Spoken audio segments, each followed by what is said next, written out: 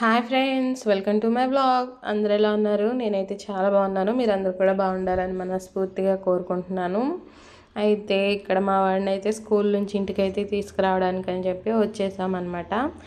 నేను ఎందుకు వెళ్ళాను ఏంటి అని చెప్పేసి వీడియోలో చెప్తూ ఉంటాను, వింటూ ఉండండి. డైలీ అయితే వాళ్ళ డాడీ అయితే వెళ్ళి తీసుకొని వస్తారనమాట.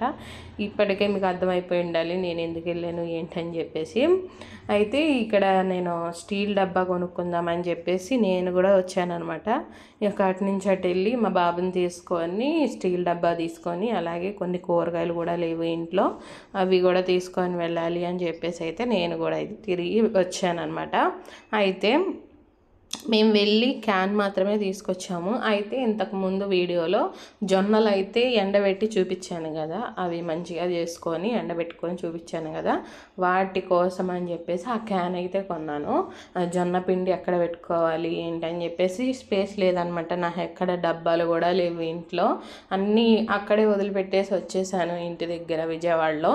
ఇక్కడైతే అసలు ఒక్కటి కూడా లేదనమాట. ఇప్పుడు మళ్ళీ వాటి కోసం విజయవాడ వెళ్ళి తీసుకొచ్చేదానికంటే ఇక్కడ కొనుక్కుంటే నయంలే అని చెప్పేసి వెళ్ళాను. కాకపోతే ఇక్కడ రేట్ అయితే చాలా ఎక్కువ ఉంది. డబ్బా అయితే 400 పడింది అనమాట. నేను అసలు అనుకోలేదు ఇంత రేటు పడిద్ది అని చెప్పేసి. ఓన్లీ చూపించాను, క్యాన్ చూపిస్తాను తర్వాత, అది చూపిస్తున్నాను చూడండి. క్యాన్ వచ్చి 400 పడింది. అసలు నేను షాక్ అయ్యాను అనమాట. ఇక్కడ ఇంతే, ఇక రేట్ ఇంతేలే అని చెప్పేసి తప్పదన్నట్టుగా తీసుకున్నాను అనమాట.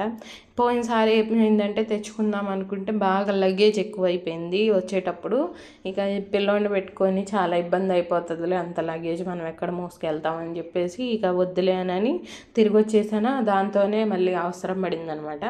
ఇక తప్పక కొనాల్సి వచ్చింది. ఇక ఇంకోసారి అయితే ఇక్కడ స్టీల్ అయితే కొనకూడదు, నాకు అర్థమైంది. అది చాలా రేటు చెప్తున్నారనమాట. తగ్గమన్నా తగ్గట్లేదు, అంత రేటు పలుకుతుంది. జస్ట్ టీ వడగట్టుకునేదే దానికోసమే దగ్గర దగ్గర 100 రూపాయలు వేసాడనమాట. మనకైతే 40 రూపాయలకు 30 రూపాయలకు వచ్చేసిద్ది అది ఈజీగా. ఇక్కడ 100 రూపాయలు వేసాడు. తగ్గమంటే ఒక 80 రూపాయలకి ఇచ్చాడు అంతే అనమాట. ఇక ఇక్కడైతే వచ్చేసి వాటిని తీసుకొని వచ్చి ఇక తేగానే అలా వాడుకోలేం కదా, ఇక రుద్దుకుందాము అని చెప్పేసి వాటిని అయితే ఓపెన్ చేసేసి షింకులో వేసి అంట్లో అయితే కడిగాను అనమాట. ఎందుకంటే మళ్ళీ కొంతసేపు ఆగిన తర్వాత నేను పిండి మరకైతే వెళ్తాను.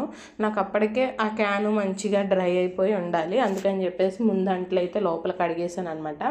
ఇక రాగానే టీ అయితే పెట్టుకొని టీ తాగిన తర్వాత పాలను అయితే తోడు పెట్టాను.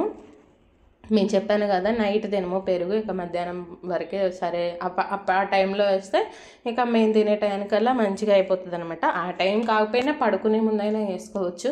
పడుకునే ముందు ఏమవుతుందంటే నేను మర్చిపోతున్నాను అనమాట, నాకు గుర్తుండదు. ఇక పెరుగు పాలు అనేవి వేస్ట్ అయిపోతున్నాయి, విరిగిపోతున్నాయి అనమాట. ఎందుకు ఆగం చేసుకోవటం అని చెప్పేసి ఈ టైంలో వేసుకుంటేనే నాకు గుర్తుంటుంది పాలు తోడు సంగతి. ఇక టైం దాటిందంటే నాకు ఇంకా గుర్తుండదు అనమాట. అందుకని నేను ఎనీ టైము ఆ టైంలోనే వేసుకుంటాను. ఇక అక్కడ లోపల పని చేసుకున్న తర్వాత ఇక బయటకు వచ్చి కొంచెం పైన ఊడ్చేసి ఇక ఇక్కడైతే బట్టలు అయితే మడత పెట్టినాను అనమాట. బట్టలు మచ్చిపల్ల కింద వేస్తున్నప్పటి నుంచి చాలా గాలికి త్వరగా ఆరిపోతున్నాయి. ప్లస్ అలాగే వర్షం పడినా నాకు ఎటువంటి ఇబ్బంది ఉండట్లేదు అనమాట. అదే బయట దండాల మీద వేసుకుంటే అవి తీయ వెయ్య అయిపోతుంది అనమాట. అదే డబుల్ పని అయిపోతుంది. ఇక మంచిగా దీని కింద కట్టుకున్నానా, ఇక మంచిగా అయితే గాలి కారిపోతున్నాయి, ఎండతో కూడా పని ఉండట్లేదు, ఇక వర్షానికి కూడా తడవట్లేదు అనమాట. ఇక ఇక్కడైతే ఇక రోజులాగే వాకిలు అయితే ఊడ్చేస్తున్నాను. ఇక అటువైపు ఊడుస్తుంటే గాలి నెట్టేస్తుందని ఇప్పుడు ఆపోజిట్ డైరెక్షన్లో అయితే ఊడ్చుకుంటా తీసుకెళ్ళి అక్కడైతే మొత్తం అయితే ఎత్తేసుకున్నాను అనమాట. అది గాలి రావడం వల్ల ఏమవుతుందంటే ముక్కులోకి, నోట్లోకి, గొంతులోకి వెళ్ళిపోతుంది ఆ దుమ్ము తెలియకుండానే. ఇక నాకు నెక్స్ట్ డే మార్నింగ్ ఇక దగ్గు అయితే మొదలైపోతుంది అనమాట. అందుకని ఆపోజిట్ డైరెక్షన్లో ఊడ్చుకుంటూ వెళ్ళి అక్కడే పోగు చేసేసి ఎత్తేసి డస్ట్బిన్లో అయితే వేసుకున్నాను. ఇక లోపలికైతే వచ్చి చెప్పాను కదా జొన్నల కోసం అయితే పిండి మరొక దగ్గరికి వెళ్తానని చెప్పేసి.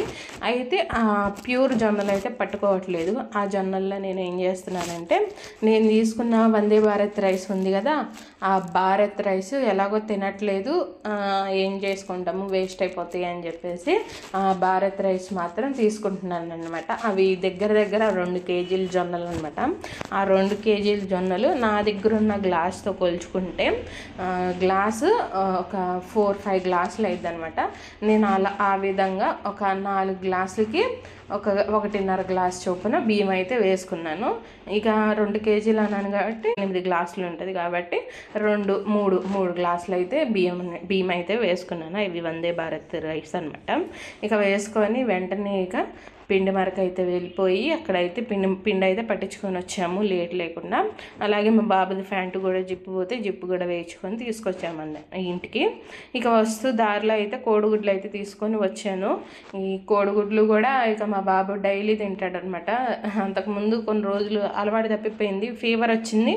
ఇక ఆ ఫీవర్లో ఎగ్స్ తినటం మానేశాడు. ఇక నెమ్మదిగా ఇప్పుడే మొదలు పెడుతున్నాడు అనమాట. ఇక తినేవాడిని ఆపకూడదని చెప్పేసి ఇక ఒక ట్రే అయితే తెచ్చుకొని ఇంట్లో ముందుగానే పెట్టుకుంటాను, సర్దుకుంటున్నాను అనమాట.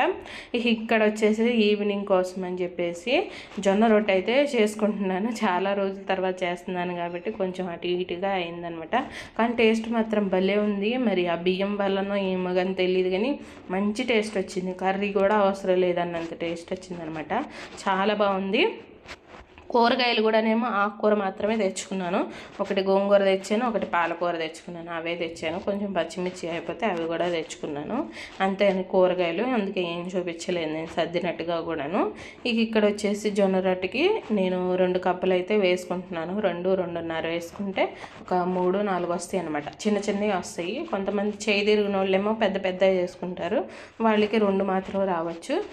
నాకు కొత్త కాబట్టి చిన్నగా చేసుకుంటాను కాబట్టి నాకు ఒక 3-4 అలా వస్తాయి అన్నమాట. అంత పిండి మాత్రమే తీసుకున్నాను. ఎక్కువ చేసుకున్నా సరే ఇక్కడ తినరనమాట. అలవాటు లేదు కదా, చాలా తక్కువ అలవాటు ఉంటుంది. అలవాటు చేసుకుందామని చెప్పేసి మళ్ళీ తెచ్చుకుంటున్నాను అనమాట. బాగుంది, హెవీగా ఉండదు అనమాట. ఈ ఫుడ్ బాగుంటుంది కడుపులోకి కూడా. ఇక అందుకని చెప్పేసి ఇక్కడ నైట్ అయితే ఇక్కడ జొన్న రొట్టె అయితే చేసేస్తున్నాను. ఈ జస్ట్ అంతకుముందేమో నేను రాగులేసి పట్టించుకున్నాను. ఇప్పుడైతే బియ్యం మాత్రమే వేసుకున్నాను. బియ్యం మాత్రమే వేసుకున్న టేస్ట్ అయితే చాలా బాగుంది. అయితే ఈ పిండి పోసుకునేటప్పుడే నేను పక్కన స్టవ్ పైన వేడి నీళ్ళు అయితే పెట్టుకున్నాను. వేడి నీళ్ళు పెట్టుకొని మంచిగా అయితే వేడి నీళ్ళతో కలిపేసుకున్నాను అనమాట. ఇక ఎప్పట్లాగే నా స్టైల్లో కవర్ వేసుకొని కవర్ మీదే చేశాను. ఈ చెక్క కొందామంటే ఆ చెక్క కొనడానికి కూడా టైం చాలట్లేదు అనమాట. అంటే బయటకు వెళ్ళట్లేదు ఎక్కువ, అందుకనే ఆ చెక్క కూడా దొరకట్లేదు. ఇక కవర్ మీదే చేసుకుంటున్నాను. కాకుండా చెక్క మీద కూడా బాగా కన్వీనియంట్గా ఉంటుంది. అలాగే కవర్ మీద కూడా ఉందన్నమాట. ఏం పర్లేదు, చాలా బాగా వచ్చాయి కవర్ మీద కూడా. నేను ఫస్ట్ మొదలుపెట్టిందే కవర్ మీద చేశాను, చాలా బాగా వచ్చాయి. ఇక నైట్కి అయితే ఇవి చేశాను అనమాట. వీడియో చివరి వరకు చూసినందుకు thank you friends. Bye friends.